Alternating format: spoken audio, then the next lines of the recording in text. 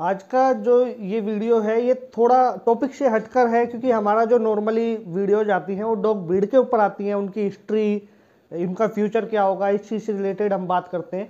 लेकिन आज का जो ये टॉपिक है ये उन सब्सक्राइबर्स के लिए, उन मेरे व्यूवर्स के लिए है जो ये क्वेश्चन करते हैं कि एक फेमस ब्रीडर बनने के लिए हमें क्या करना चाहिए। ठीक है, कि हमारा एक मार्केट में नाम हो, एक अलग इमेज बने, एक अलग पहचान हो। तो डिटेल में बात करते हैं कहाँ तक ये चीज़ सही होती है, कहाँ तक हमें काम करना चाहिए, कैसे स्टार्ट करना चाहिए और किस तरीके से अपने आप को फेमस करना चाहिए। तो अगर हम बात करें आज से ज़्यादा नहीं, 8-10 साल पहले चले जाइए, तो उस समय क्या होता था कि पपी की काफ़ी ज़्यादा डिमांड रहती थी एनी टाइम, है ना। तो बच्चे लेते थे लोग काफ़ी, आप ये मान लीजिए 2 फीमेल्स रख लिया आपने तो काफ़ी अच्छा इनकम सोर्स हो जाता था। ठीक है, लेकिन आज प्रेजेंट में वो सिचुएशन नहीं है। अगर आप आज सोचोगे कि आप एक फीमेल लेके आ जाइए और या 2 फीमेल रख लो या पूरा कैनल खोल लो और बच्चे बिक जाएंगे, तो पॉसिबल नहीं होता। क्योंकि पहला पॉइंट तो ये है कि हर एक आदमी ब्रीडर बन चुका है। दूसरा है कि जो रूल रेगुलेशंस अलग अलग आ गए हैं, केसीआई के अपने अलग रूल हैं, गवर्नमेंट के अपने अलग रूल हैं, तो बहुत ज़्यादा डिफिकल्ट हो जाता है एक नई जनरेशन में या एक नया स्टार्टअप करने के लिए। ठीक है, आप YouTube पे सर्च करोगे तो काफ़ी लोग बोल देंगे कि कैनल बना लो, इस तरीके से अपना नाम कर लो, लेकिन ये भी समझना होगा कि हर एक पर्सन इतना ज़्यादा पैसा नहीं लगा सकता। ठीक है, मान लीजिए मैं किसी कैनल को खोलने के लिए 10 लाख लगा सकता हूँ, 20 लाख लगा सकता हूँ, तो हर एक आदमी इतना पैसा नहीं लगा पाएगा ना। ठीक है, कि कोई कोई ऐसे भी होते हैं जो स्टूडेंट्स हैं। अब स्टूडेंट्स सोचते हैं कि हमारा एक अर्निंग का सोर्स बन जाए। ठीक है, कि हमारा एक साइड बाई साइड अर्निंग भी है और डॉग का शौक भी पूरा हो रहा है। तो उस चीज़ को लेके आपको कोई कैनल स्टार्टअप नहीं बनाना है, कुछ कैनल का नहीं बनाना है, स्टार्टिंग में ध्यान रखिए। अदरवाइज आपके पैसे डूबने के चांस बहुत ज़्यादा बन जाएंगे। आप पैसा लगाते रहोगे लेकिन आपको रिजल्ट अच्छा नहीं मिलेगा। तो क्या करना चाहिए? सबसे पहले तो आपका एक अंदर शौक होना चाहिए डॉग से लेके, कि आपको डॉग का शौक है अच्छा खासा। ठीक है, ऐसा नहीं है कि खाली अर्निंग के लिए ही आप डॉग रखें। यदि आप सिर्फ अर्निंग के लिए डॉग रखोगे तो फिर इन फ्यूचर आपको वो रिजल्ट नहीं मिल पाएंगे डॉग से। तो एक तो आपको डॉग के लिए अच्छा खासा पागल होना पड़ेगा। ठीक है, दूसरा है ब्रीड। आप ब्रीड कौन सी सिलेक्ट करते हो, उसमें 2 ऑप्शन होते हैं। एक तो जो मार्केट में चल रहा है उसमें से आप कोई ब्रीड सेलेक्ट कीजिए जो मोस्ट पॉपुलर है, लाइक जर्मन शेफर्ड, लैब्राडोर या रॉटविलर। दूसरा ऑप्शन ये होता है कि आपकी जो फेवरेट है आप उस पर काम कीजिए, फिर वो चाहे कोई भी हो सकता है। अब गड़बड़ कहाँ हो जाएगी कि अगर आप मार्केट डिमांड के हिसाब से पपी उठाते हो और उस पर ही काम करते हो, तो आपका प्लस पॉइंट ये है कि आपको ज़्यादा स्ट्रगल नहीं करनी पड़ेगी, इजीली आपका एक नाम बनता चला जाएगा मार्केट में। अगर आप अपनी पसंद की ब्रीड को प्रमोट करते हो, उस पर काम करते हो, तो उस पर आपको बहुत मेहनत करनी पड़ेगी, बहुत ज़्यादा। ठीक है, मतलब आप ये मान लीजिए कि कम से कम 3 से 4 साल तक तो आप भूल ही जाइए कि आप कुछ अर्न कर पाएंगे। आपको जेब से पैसा इन्वेस्ट ही करना पड़ेगा।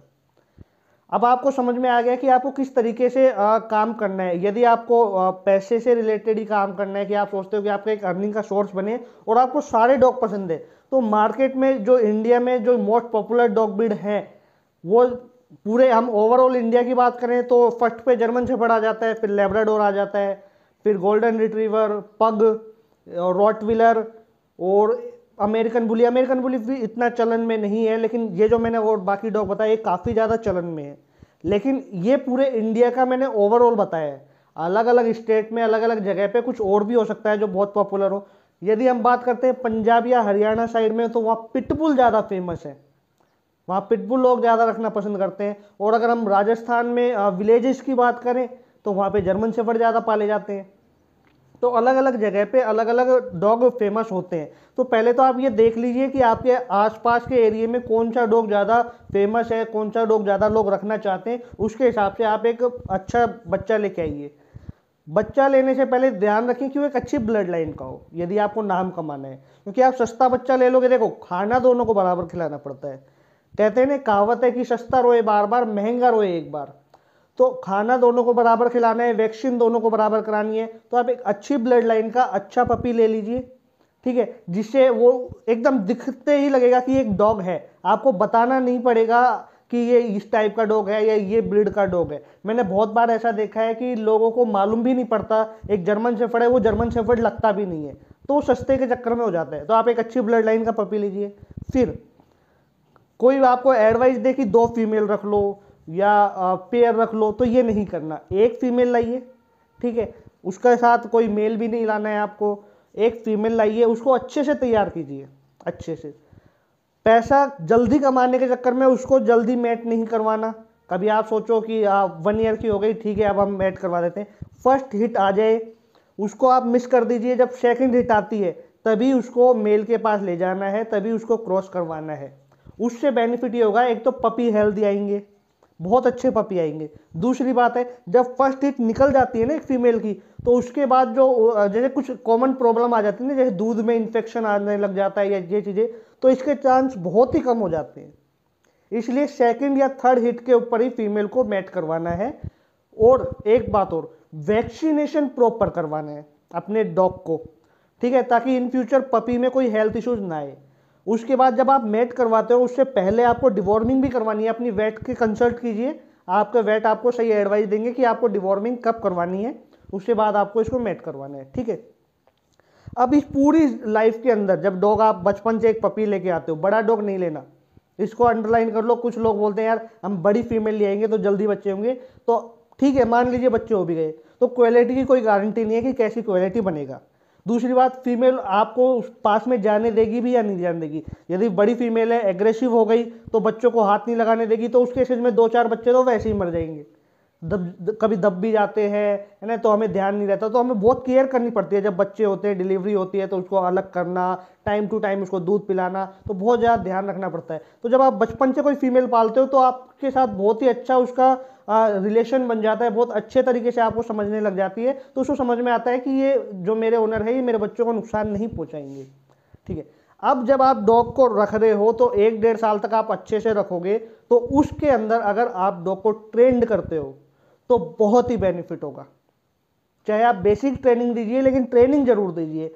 जिससे क्या होता है कि जब आप मार्केट में अपनी डॉग को प्रेजेंट करने जाएंगे, तो वो अगर वो ट्रेंड होगा तो लोग ज़्यादा अट्रैक्टिव होंगे, लोग ज़्यादा उसको जानना चाहेंगे कि किस तरीके से आपने ट्रेंड किया। और फिर उसके बच्चे भी लगभग उसी टाइप से आते हैं, ठीक है, वो बहुत समझदार बच्चे आते हैं। दूसरी बात, आपको जब आपने फीमेल रखा है और वो 1-1.5 साल तक आपके साथ रह रही है, उस समय आपको आप मार्केट में एक अलग अपनी वैल्यू बनानी पड़ेगी, एक इमेज बनानी पड़ेगी, ठीक है। आप चलो वैसे नॉर्मली फ्रेंड सर्किल में मिलते हो, दोस्तों से मिलोगे, बताओगे, है ना, या अपना प्रमोशन भी करोगे। उसके साथ साथ सोशल मीडिया के ऊपर भी आना बहुत ज़रूरी है। फेसबुक पे अपना एक पेज बना लीजिए, इंस्टाग्राम पे अपना एक पेज बना लीजिए, उसमें जिस ब्रीड को आपने रखा है उसके बारे में पर डे 2 पोस्ट आप करते रहिए। जिससे क्या होगा, लोग आपसे जुड़ते चले जाएंगे। लेकिन पोस्ट वही कीजिएगा जिसके बारे में आपको प्रॉपर नॉलेज हो, कहीं से उठा के कुछ भी नहीं डाल देना है, ठीक है। उसके बाद 2 रास्ते और निकल जाते हैं जब आपकी फीमेल तैयार हो जाती है अच्छे। एक रास्ता होता है शो लाइन और एक रास्ता होता है वर्किंग लाइन। शो लाइन का मतलब ये है, जैसे हम डॉग शो के अंदर देखते हैं चैंपियन बनाने वाले काम होते हैं, आप वो भी कर सकते हो। यदि आप डॉग को शो में ले जाते हो और आपका डॉग यदि चैंपियन बन जाता है तो आपकी मार्केट वैसे ही बन जाती है, ठीक है। लेकिन उसके अंदर काफ़ी ज़्यादा इन्वेस्ट करना पड़ता है। यदि आप इन्वेस्ट करने का तैयार हो तो बहुत ही बढ़िया है, आप शो के अंदर ले जाइए, डॉग को अच्छा विन करवाइए, अच्छा उसको चैंपियन बनाइए। दूसरा रास्ता होता है वर्किंग लाइन, यानी जो केनाइन डॉग्स होते हैं, जैसे हमारे आर्म फोर्स और पुलिस फोर्स में जो डॉग ट्रेंड होते हैं, इस टाइप से डॉग को ट्रेंड करके प्रेजेंट करना। तो वो डिपेंड करता है आप किस तरीके से अपने डॉग को प्रेजेंट करना चाहते हो। फीमेल आपने लिया, उसके फर्स्ट डिलीवरी होगी, पहले बच्चे निकलेंगे, आप उससे कमाने की मत सोचिए कि आप उससे कुछ कमाएंगे। दूसरे जो लीटर होगा उससे भी मत कमाइए, ठीक है। आपको आपकी एक वैल्यू बनानी है, एक इमेज बनानी है। आप कस्टमर को एक अच्छी क्वालिटी का पपी देंगे।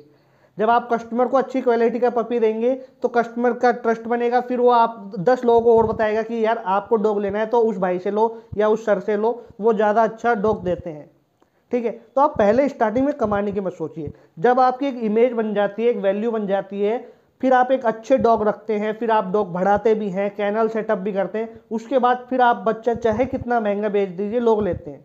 आज हम देखते हैं कि किसी ब्रीडर है जिसका पपी 1-1 लाख का बिकता है, 2-2 लाख का बिकता है, उसने स्टार्टिंग में फ्री में भी दिए हैं बच्चे, इसलिए आज उसकी मार्केट में वैल्यू है, नाम है। यूट्यूब पे देख के कोई बोले कि फीमेल रख लो और 2 लाख महीने कमा लोगे या 5 लाख कमा लोगे, उस चक्कर में आपको नहीं पड़ना है। अगर आपको एक अच्छा ब्रीडर बनना है, एक अच्छी इमेज बनानी है, एक अच्छी वैल्यू बनानी है मार्केट के अंदर, ठीक है। कोई कंफ्यूजन होता है या कोई प्रॉब्लम आपको आती है इस पूरी जर्नी के अंदर, तो आप मुझसे पूछ सकते हैं, ठीक है। अगर मान लीजिए मैं कमेंट में रिप्लाई नहीं कर पाता हूं, तो डिस्क्रिप्शन में मेरी इंस्टा आईडी आ रही है, आप वहां जाके मुझे मैसेज कर सकते हैं, तो आपको रिप्लाई तुरंत मिल जाएगा। अगर लेट होता है तो 24 घंटे के अंदर अंदर आपको रिप्लाई मिल जाता है, ठीक है। बने रहिए इस चैनल पे, ज़्यादा से ज़्यादा इस वीडियो को शेयर कीजिए।